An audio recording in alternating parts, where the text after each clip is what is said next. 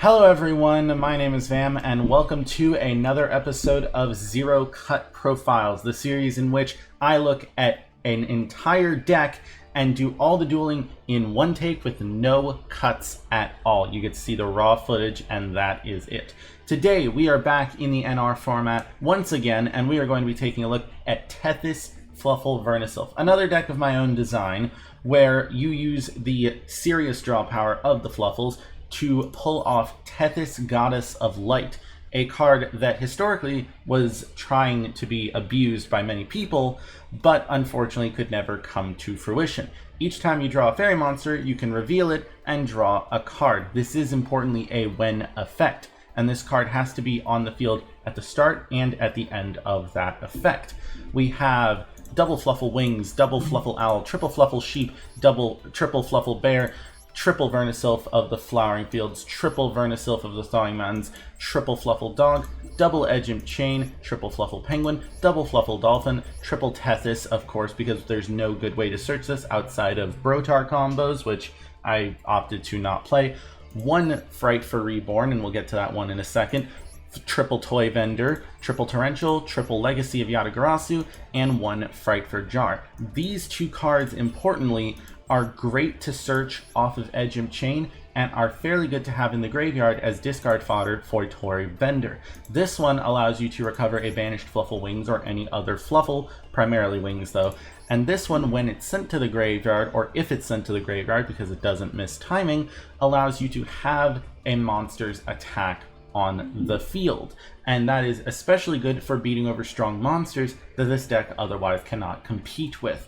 In the extra, we have double Fright for Sheep, that's why we're playing the Edgimps, one Mannequin Cat, one Soul of the Silver Mountain. This is an Earth rank 3 that can stop a spell trap. It's not nearly as good as Super Quantum Mech Beast Gram Pulse, which we are also playing, but it is an Earth, so it can work under VERNUSYLPHs. We have number 75, Bamboozling Gossip Shadow, that can change effects into draws. We have one Fairy Cheer Girl, because a lot of times you'll end up having toy vendors that allow you to go into combos that make TETHYS plus a Fairy Cheer Girl, and you can draw a whole bunch from there.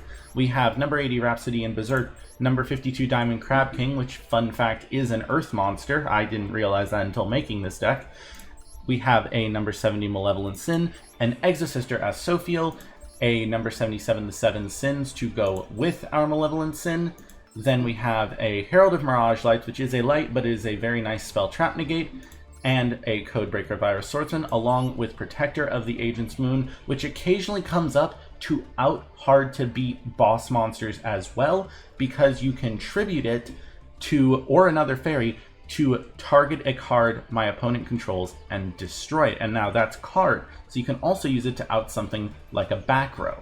Without further ado, let's get into our duel. We are against Rusty Anubis, just like we were for the first Zero Cut, and we are going to be beginning. Now, I don't know what Rusty's deck is going to be, but I do know it is not going to be World Legacy, because we like a little bit of variety on this show. Unfortunately, we lost the coin toss, but we are going first, which is very terrifying, and it probably means they are playing the Spider engine, which, if you don't know, is a new engine as of recording this video that allows you to OTK turn 2 even under specific situations. This hand's not bad.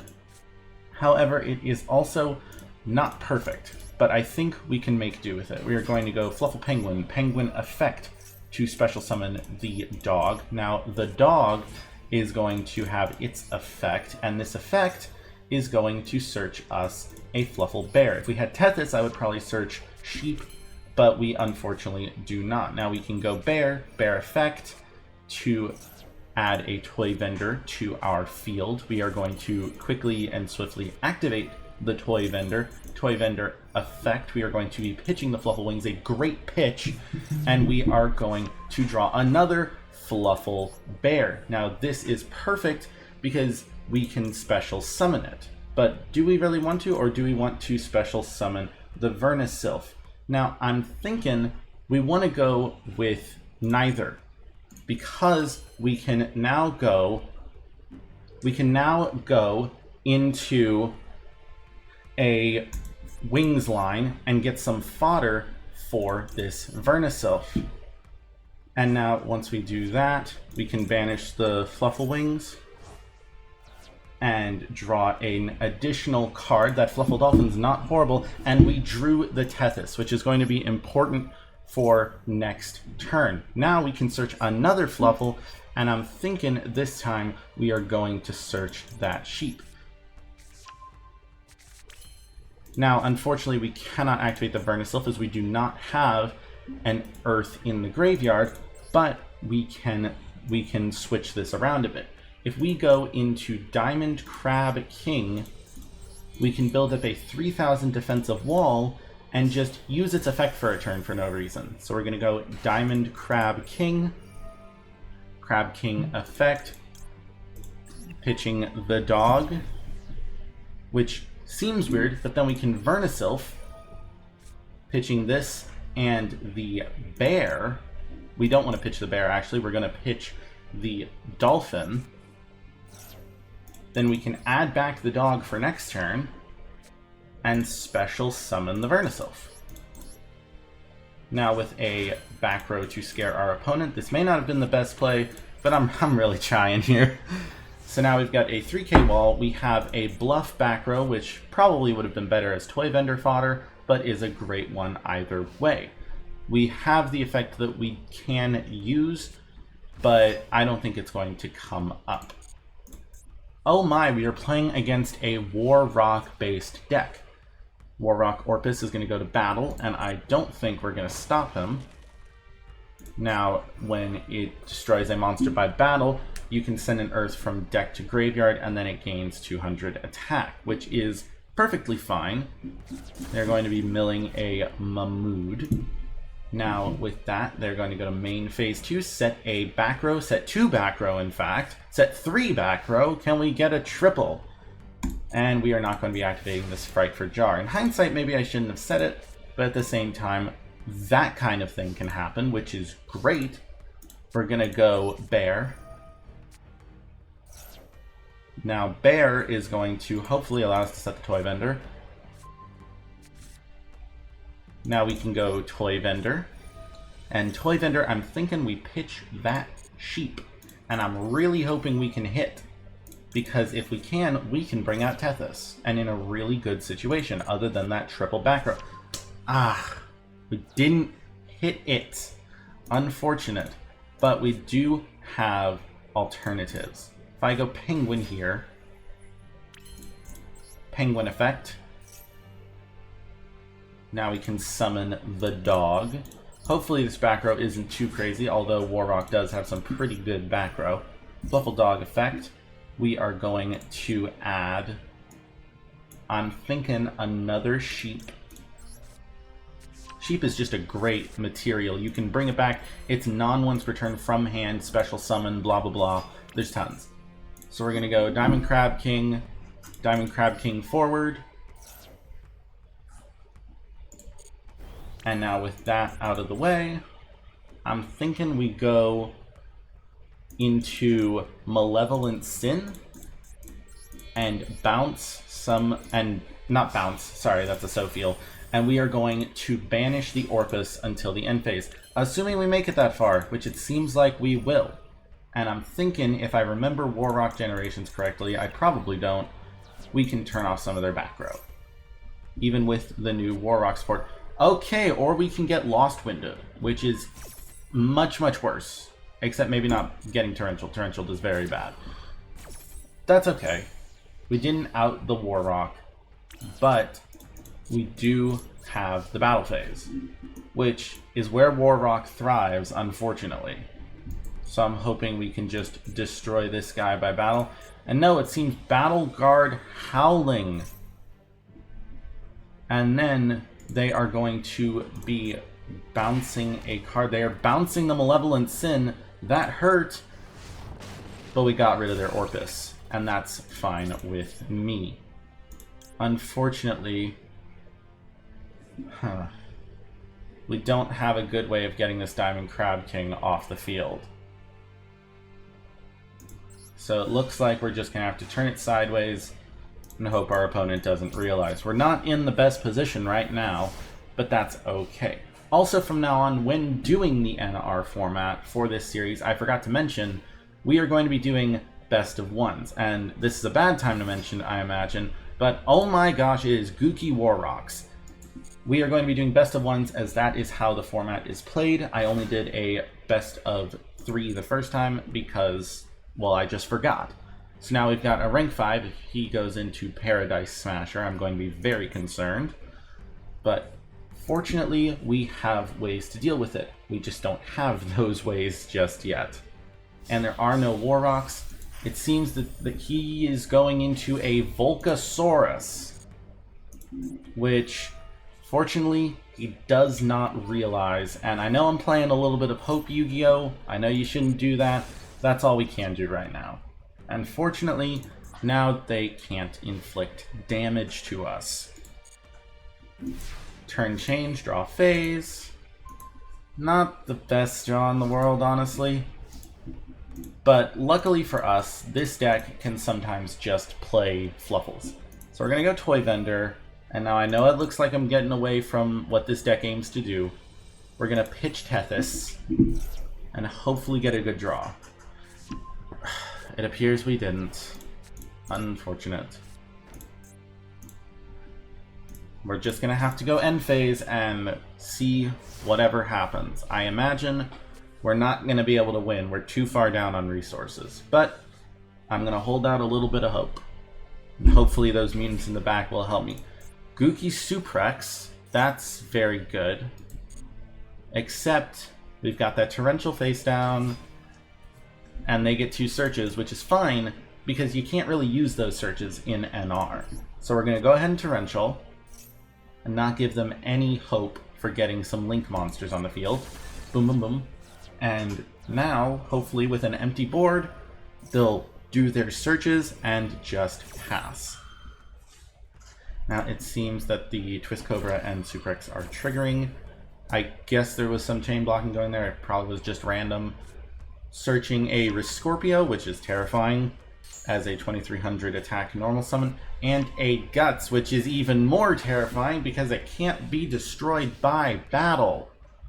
We've got to end this very soon. And there are some ways to do that. That is not one of them. Game, these draws have been awful. This deck is very luck dependent, if you couldn't tell. We're going to have to go Toy Vendor. Toy Vendor pitching the Legacy of Yatagarasu. And there's a special reason. Oh my gosh, yes. There's a special reason we are playing Legacy of Yatagarasu, and it is a draw on a trap card that can trigger TETHYS. Now we're going to search the second sheep, and we're going to go into a Mannequin Cat line. So we're going to special sheep. We're going to special sheep. Then we are going to go into Mannequin Cat. And while this won't be lethal damage, hopefully we can do something good. And uh-oh, they have a Lost Wind. I may or may not have forgotten about that, but that's okay. We can work around this. So what is the monster with the least attack points? And it appears to be Twist Cobra. However, I don't really feel like I should be giving them any searches. So we could go Overlay Booster, which is a light, which we don't want to do. We could go Orpus or Mahmood, which we can't beat over either of them. It might be better to give them a draw.